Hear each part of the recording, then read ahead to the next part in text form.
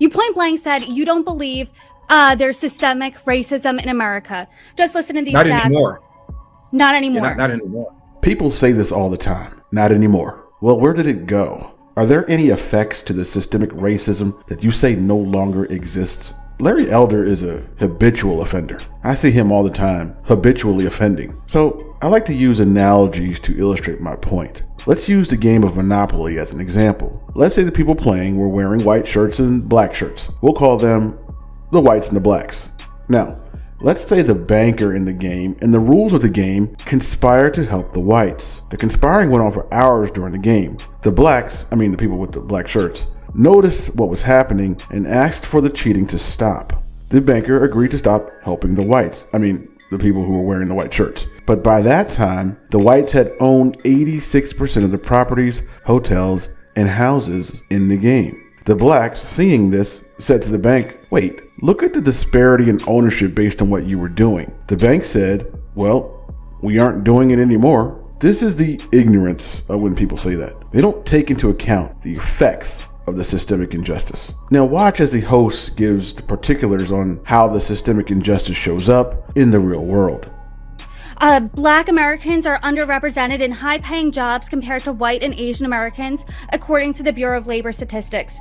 According to the U.S. Census Bureau, the median incomes of black families is almost $30,000 less than white families, and overall poverty rate for black families is more than double white families.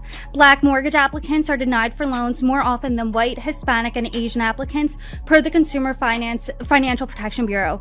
And the U.S. Census Bureau in 2021 found that 37.9% of white Americans 25 and older have college degrees, compared to 28.1% of black Americans in that same age range. So when you hear those stats, you don't believe that systemic racism is in America anymore. So what would you attribute these numbers to? See, that's a good question. Now watch how Larry Elder minimizes and deflects. Oh, for crying out loud. Disparities do not mean systemic racism. Disparities mean disparities. For example, a black married man has the same unemployment rate as do whites. What is stopping a black person from going to a college or university? I got to stop it here.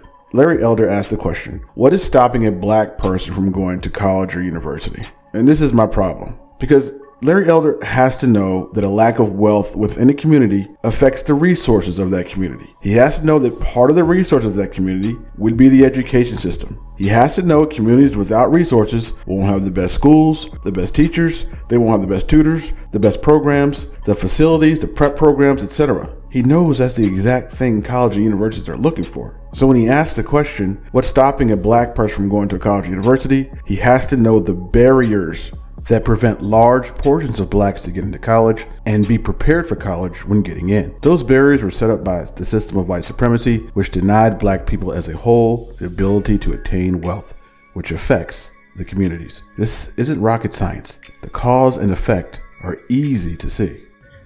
The things that you mentioned are disparities. Tell me how these disparities are because of racism. You mentioned mortgage applications.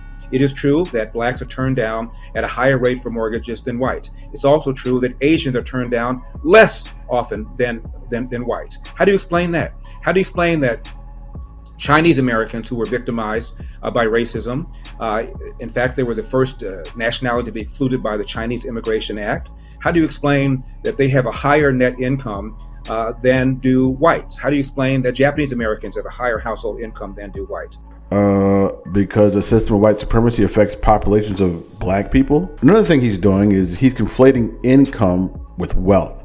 A lot of people do this. They confuse what's earned in terms of an income with what's owned in terms of assets. It's interesting that he agreed that it's true that blacks are turned down for mortgages at a higher rate than whites, but he didn't bother to say why. I can tell you why. It's a result of the system of white supremacy. He may say white supremacy or systemic racism no longer exists, but its effects sure do. Going back to my monopoly analogy, where the whites own 86% of the properties, hotels, and houses, keep this in mind. Transgenerational wealth is how the system of white supremacy affects populations of blacks today. Transgenerational wealth is when parents pass down wealth to their children. Since whites own 86% of the nation's wealth, and that wealth largely stems from home ownership, White people generally have transgenerational wealth. White homeowners receive down payment assistance 46% of the time from family members, while blacks receive it 10% of the time. Of that 46% of the time, whites receive an average